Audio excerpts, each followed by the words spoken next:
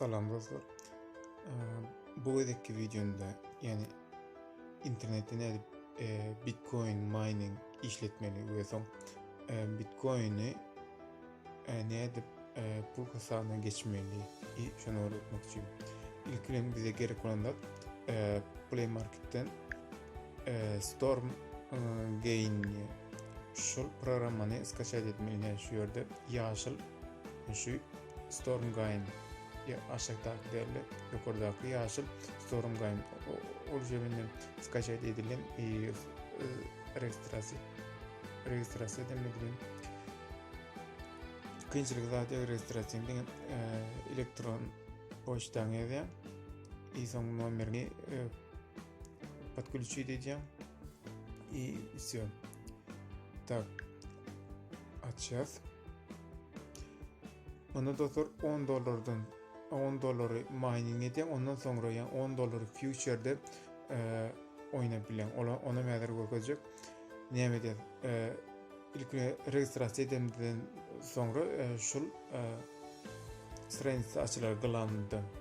Yukarıda yazılanlar yukarı çekicinin suratlarından yaşamın içine basacağız. Size de etrafınyalı 000 Bitcoin yazılıdır. Aşağıda USD minimum $10. Dine $10 çekip bilenler. Son aşağıda aktivir her aktivir vardı düğme. Her 4 saatten şu mining işleyen basacağız. Загрузки diye eğer kapsa çıkar. Puzzle. Şu puzzle yerine koyacağız. Mining işlep başladı. Hem 12 Bitcoin, 12 Satoshi. 1 cent verdim. Her 4 saatten şu bölüme geçeceğiz. Her 4 saatten şu yukarıdaki programa gelip şu yukarıdaki yaşala basacağız. Sonra şu yerde aktivir düğmeye basacağız. Her 4 saatten şu mining işlep durmalı. Şu esasında bize şu yerde yazıyor. Mesela mood. Bir günün içinde biz ne açacağız? 180 Satoshi yani Bitcoin küçük görünüşteki aliyat bir günün içinde. Dolar kazanma orada aşağıda yazılanlar 63 cent. Heptede $4.43. Bir ayda olsa $18.99. Başta $19 oluyor. Bundan 2-3 ay minimum bir ayda az köprek kazanıp oluyor. Bitcoin bağlı yeri aşağı düşen zaman birazcık ardanırak. Esası şu yerde üns vermeli adımı dostlarımlar. Benim ucu şu yerde $10 ne ettim? Mining ettim ve USD düğmesine bastım. Şu USD düğmesi şu an işlem çıkmıyor. Açandan bassanız da kendime de oturma. Загрузка birazcık ne diyecek? Programı açılmadı. 1-2 minut köptel. 1 ya da 2 minut. Ama şu an ya programı açılır, yüz açılmaz. 1-2 minuttan sonra aboneliğine bolanan sonra şu $10'ım tezlere geçiyor. Gören olsanız $10.47 tezlerin sağına geçiyor. Siz ne edip naliç edip bilenin. Siz $10 yine şurada bakayım. Şurada $1, $5, $8, $9 çekip bilenin. Dine ondan yukarı doları kaşılıyorsunuz tezlere geçirip bilenin. Gönmeli bu üyesi etseniz gönül şöyle tezlere geçer. Ne şey oldu? Ondan yukarı doların tezlere geçiyor. Ondan sonra tezlerden ne yapıp çıkarmalıyım? Sizden hiç iyi çıkarıp bilen yok. Biz $10 derle $10 şu biz için bonus olup duruyor. Yani besplatno mood bonus olup duruyor. Şu bonusu yani $10'ı şu yerde future'de oynamalı. Ne hilede oynamalı? Mesela tezler Bitcoin alıyoruz.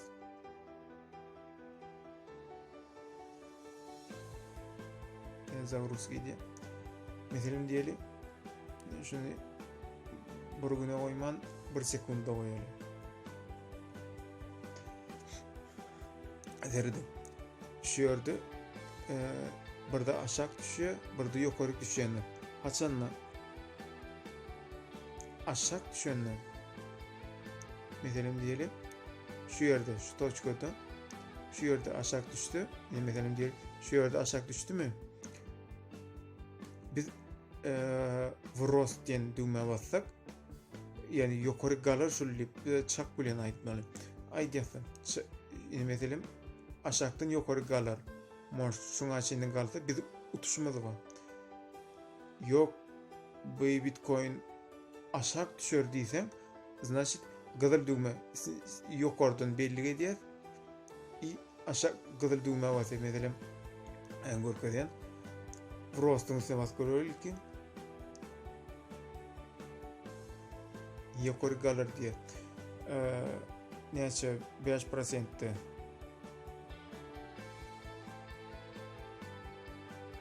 yok baka dinle görkeden.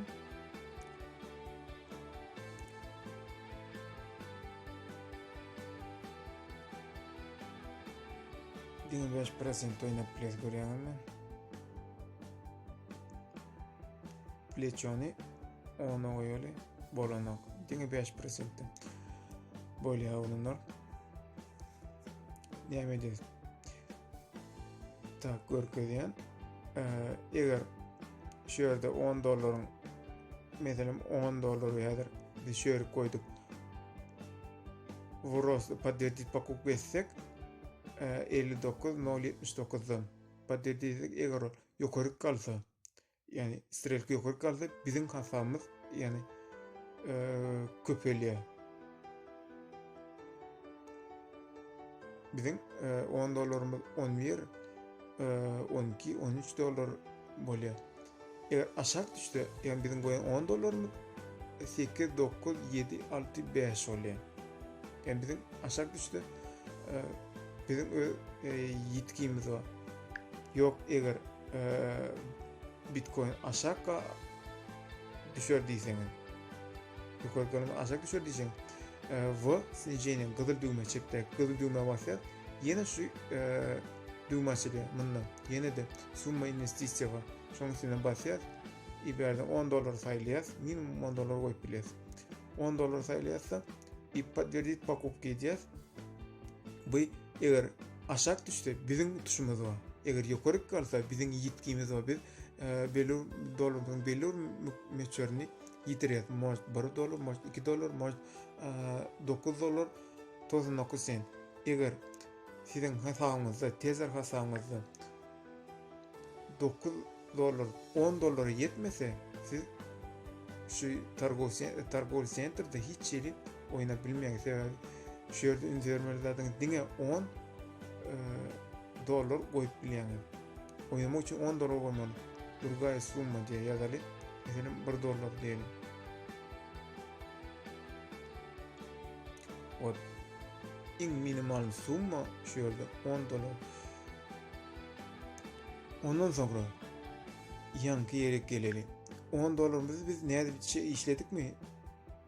Biz $10 şu yerde tez arası niyet çıkarmalıyım. Biz yankı targova nemede $20 ussak opşu bizim yankı targova şu yerde $20 şey oynasak her gün $20 yetti mi? Opşu $30 yankı bonus kaçılıyor mu? $30 mu?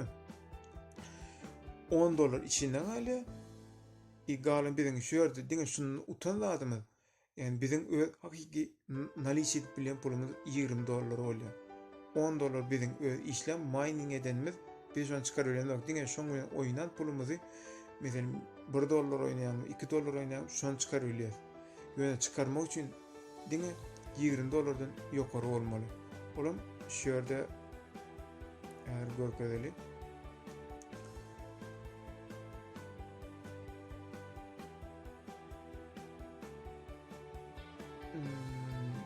Кошелек basacağız, tezlere basacağız. Sinyat. Sinyata basacağız. Ben burada Google account demeler açacağım. Bana mağdur koyacağım. SMS'e bastım şu an. Eğer bizim şu yerde padedi etmek için numaramiz yazılı. Şoňa kod geldi. Ine kod geldi. Şonu ýazalım. 41 97 74 41 97 74.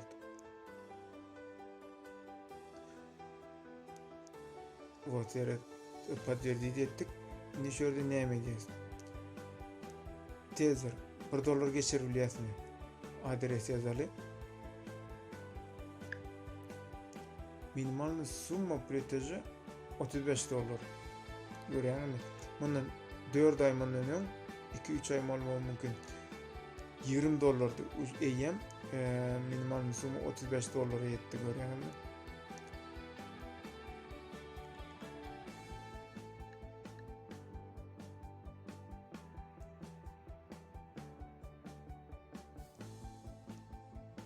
Näme diye göreli ene de bitköp. Diňe 20'lik kez göreli. Böyle 35 kez görüyoruz.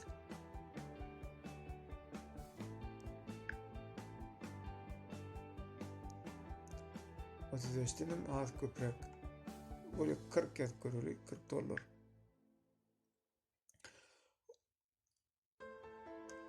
En az $40, $35-36 geçek böyle bäri adres kaçılıyorsunuz ýazaňyz.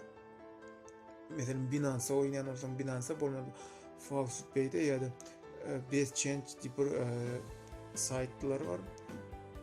Birden şolardan adresinizi skopirot edip şöyle geçek bilýäňiz. Esasy ünsürmeli zat bizde utuşumuz diňe şu miningde bizim mining mood Bitcoin düşün oynap hakiki pul alıp bileyiz. Eger biz utulsak bizim hiç yitirenlerimiz yok. Eger biz utsak biz dolar alıyoruz. Şununla yine de berde 13% eger dostlarınızı çağırsanız dostunuz öz silkanız bilen gelse girse yani registrasiya etse sizin dostunuz $3 ile siz olsa 13% alýan yani ol mining işlediğin için ve mining işlediğinden son şu oyuna pul çeken için başka bir neme saytlara pul perevod edin için siz şu her uğradandan 13% öz peydanıza geliyor. Eğer isteseniz görmeyin $3'dan başlap bilýän mining'i men özüm noldan başladım. $3'dan başlap bilýän silkany men şu videoň aşagyna goýjak. Gönmel şu silka bilen girip bilersiňiz. Häzirde şundan ibarat dostlar. Eger video goýuňyza yaran bolsa, hökman agda bolun kanala gollan like basyň. Sag bolun.